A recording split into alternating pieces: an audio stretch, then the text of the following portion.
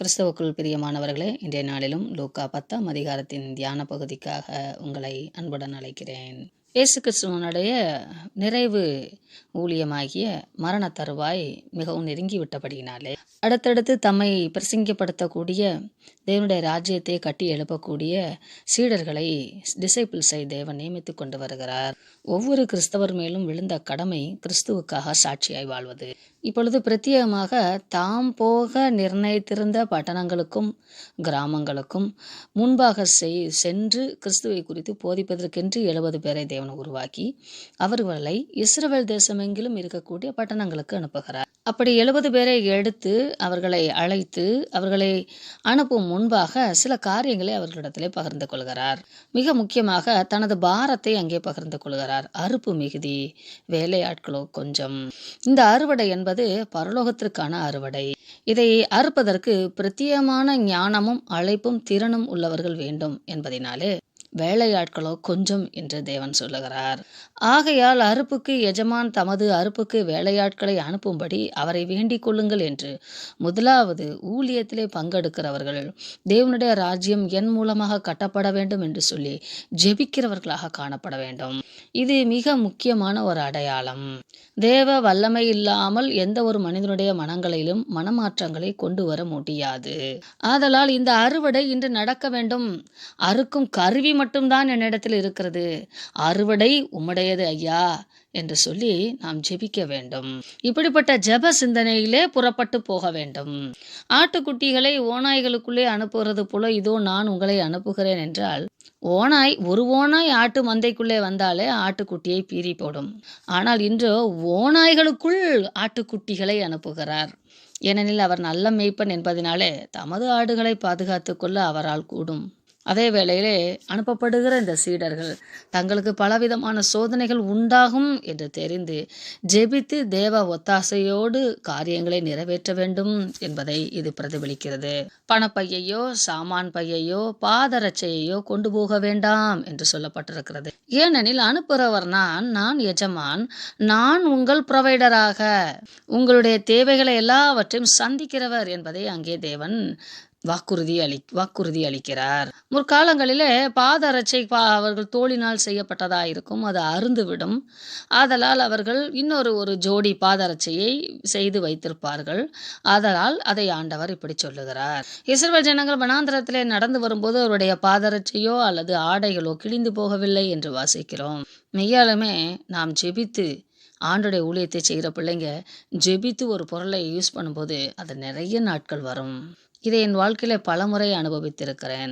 ஒரு சோப்பா இருந்தாலும் ஒவ்வொரு நாளும் ப்ரொவிஷனாக இருந்தாலும் நாம் ஜெபிக்க வேண்டும். உன் அப்பமும் அந்த தொட்டி மாப்பிசைற தொட்டியும் ஆசீர்வதிக்கப்பட்டிருப்பதாக, உன் படுக்கை சமாதானமாய் இருப்பதாக, இன்பமான நித்திரை உண்டு, உன் அலங்கத்துக்குள்ளே சமாதானம்.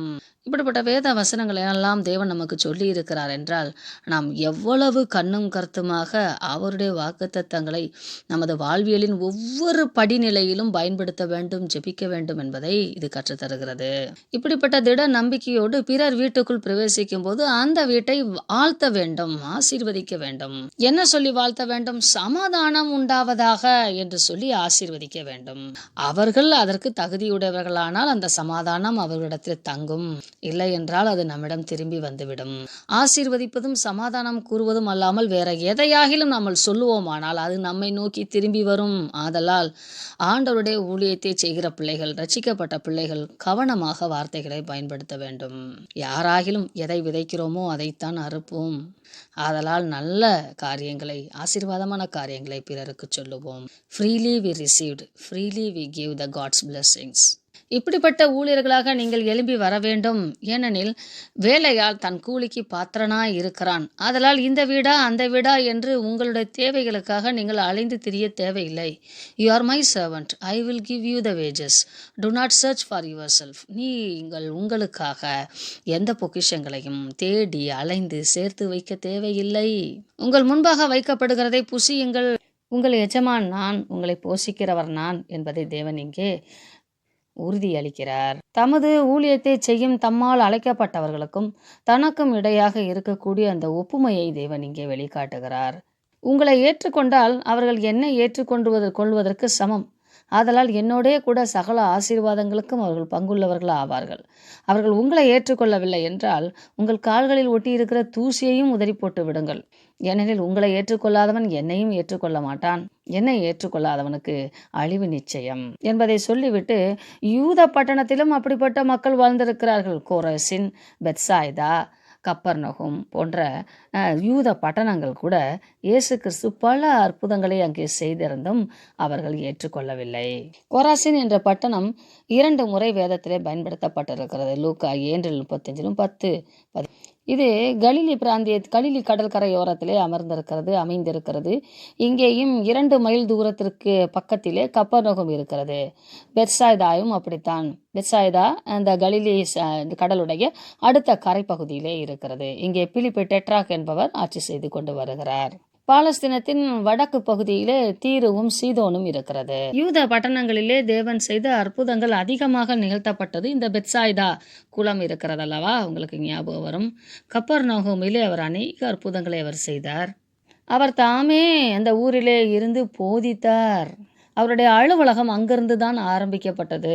ஆனாலும் அவர்கள் இயேசு கிறிஸ்துவை விசுவாசிக்கவில்லை. பல முறை சினகாவிலே அவர் போதித்ததும் சுகமாக்கியதையும் நாம் பார்க்கிறோம். ஏற்றுக்கொள்வனுக்கு தேவனுக்கு இணை, தேவனோடு கிறிஸ்துவோடு இருக்கிற சகல ஆசீர்வாதங்களும், அசட்டை பண்ணுகிறவனுக்கு சாபங்களும் வைக்கப்பட்டிருக்கிறது. கிறிஸ்துவை தெரிந்தெடுப்பவர்கள் பாக்கியவான்கள். கிறிஸ்துவின் வார்த்தைகளை கேட்பவர்களும் அவரை பின்பற்றுபவர்களும் அவரை போல மாறுகிறவர்களும் பாக்கியவான்கள்.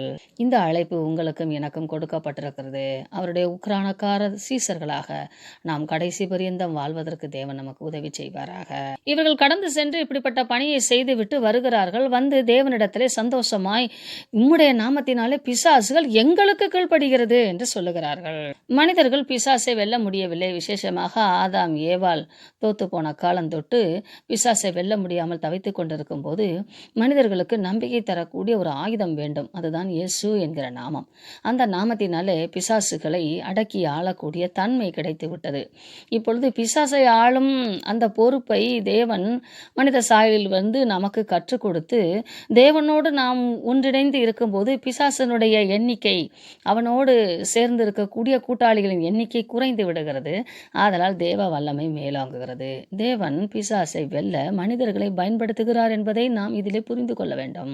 ஆதலால் தேவனுடைய ராஜ்யம் வளர்கிறது, சாத்தானின் ராஜ்யம் வானத்திலிருந்து கீழே விழுகிறது.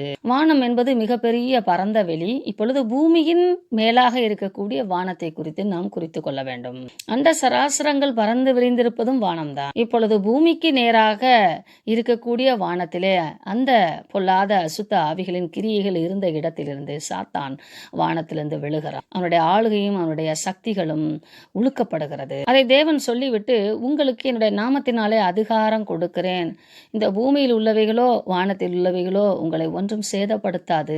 ஆகிலும் ஆவிகள் கீழ்ப்படுகிறதுனால் நீங்கள் சந்தோஷப்படாமல் உங்கள் நாமம் பரலோகத்தில் எழுதியிருக்கிறவர்களுக்காக சந்தோஷப்படுங்கள். பூமிக்குரியவைகளில் அல்ல, பரலோகத்திற்குரியவர்கள் நீங்கள் என்பதை புரிந்து கொள்ளுங்கள் என்பதை வேதம் மிக தெளிவாகும், கிறிஸ்து மிக தெளிவாகவும் தமது சீசர்களுக்கு கற்றுக் கொடுக்கிறார். இதை குறித்தான பல ஆராய்ச்சிகளை செய்து கொண்டிருந்த யூதர்களின் நியாய சாஸ்திரிகளும் பிரதான ஆசாரிகளுக்கு கண்களுக்கும் மறைத்து பாலகர்களாகிய இந்த சிறிய இனத்தவர்களுக்கு, மீன் பிடிப்பவர்களுக்கு தேவன் கற்றுக் கொடுக்கிறதை உணர்ந்து தேவன் ஸ்தோத்தரிக்கிறார். அதை 21ஆம் வசனத்திலே நாம் வாசிக்கிறோம். இயேசு கிறிஸ்துவை அறிகிற அறிவினாலே பிதாவையும் பரலோக ராஜ்யத்தை நாம் உணரலாம், அறியலாம், ருசிக்கலாம், அனுபவிக்கலாம்.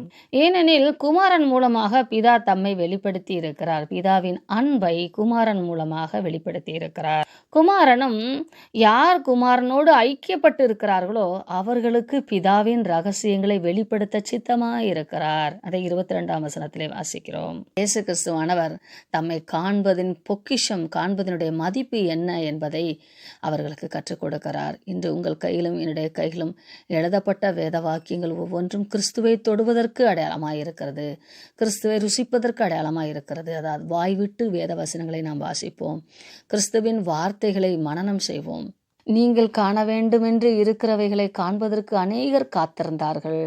உங்களுக்கோ அந்த வாய்ப்பு கிடைத்திருக்கிறது. நீங்கள் இப்பொழுது காண்கிறவைகளை பிறருக்கு சொல்லும்போது அதை ஆன்மீக கண்களிலே காண்கிறவர்களும் பாக்கியவான்கள் என்று உங்களையும் என்னையும் குறித்து சொல்லப்பட்டிருக்கிறது. ஒரு உதாரணம்தான் சிமியோன் என்று சொல்லக்கூடியவர் இயேசு கிறிஸ்துவை கையிலே ஏந்தி நான் மரணிக்கு முன்பு இரட்சகரை காண்பேன் என்று தேவன் வாக்கு கொடுத்திருந்தார் என்று காத்திருந்தார் அல்லவா?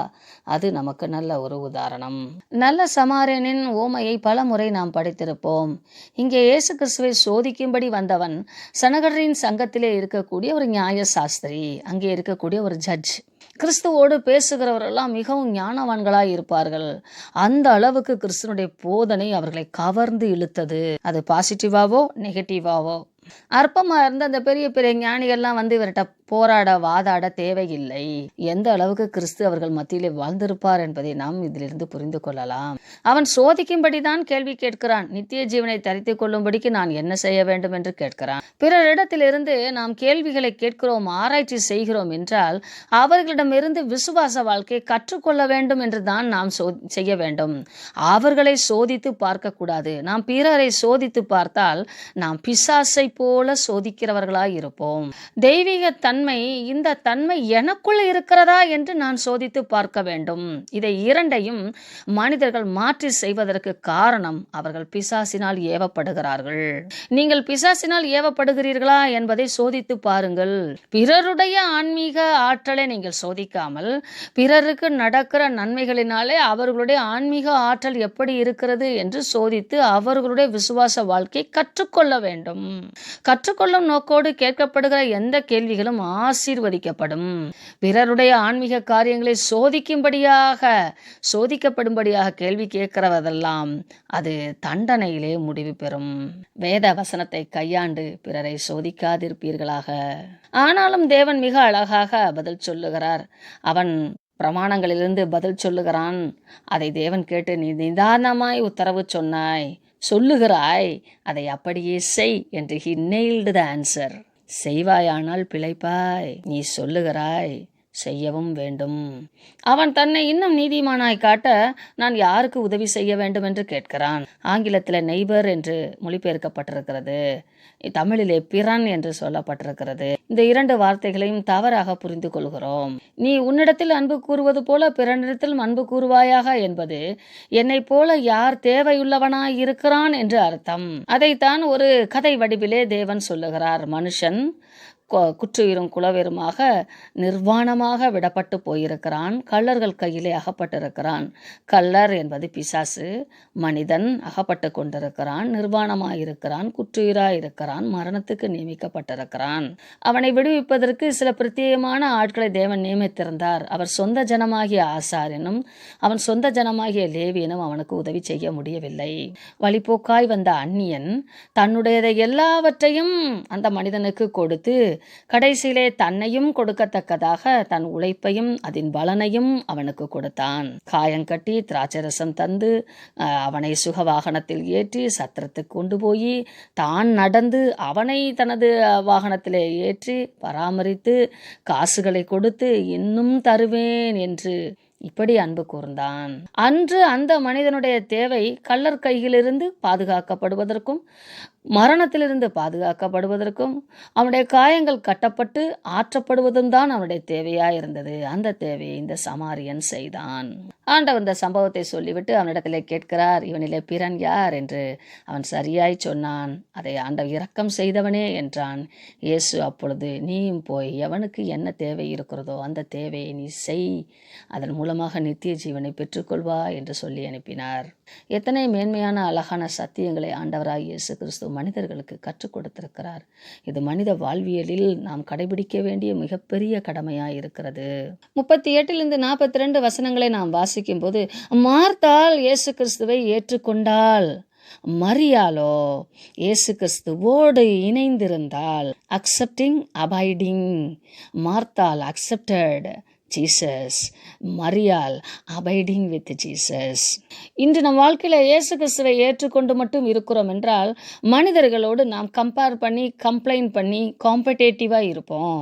நல்ல சமாரியனுடைய ஓமையும் மனிதர்களுடைய மனங்களை பிரதிபலிக்கிறதா இருக்கிறது. இங்கே ஒரு சகோதரி ஒரே வீட்டு பிள்ளைகளுக்குள்ளாக இருக்கக்கூடிய மனநிலைமையை பிரதிபலிக்கிறதா இருக்கிறது. தேவனின் வார்த்தை போதனை பரலோக காரியங்களை காட்டிலும் இந்த பூமியில் உள்ளவைகள் மிக பெரியவைகளாக தெரிந்தது மார்த்தாளுக்கு. கிறிஸ்துவுக்கே அவள் ஆணையிடுகிறாள், நீர் அவளுக்கு சொல்லும் என்று சொல்லி. தேவன் மிக பொறுமையாக, மார்த்தாளே, தேவையானது ஒன்றே, நீ அநேக காரியங்கள் குறித்து கவலைப்படுகிறாய், இவைகளெல்லாம் நமக்கு தானாகவே வந்து கிடைக்கும். மனிதன் அப்பத்தினாலே மாத்திரமல்ல, தேவனுடைய வாயிலிருந்து பிறக்கிற ஒவ்வொரு வார்த்தையினாலும் பிழைப்பான். மரியாள் தன்னை விட்டு எடுபடாத நல்ல பங்கை தெரிந்து கொண்டாள். நானே கிறிஸ்துவாகிய நானே உன் பங்கு. கிறிஸ்துவை இன்னும் ஆழமாய் ருசிப்பதற்கு தேவன் நமக்கு உதவி செய்வாராக. ஆமென்.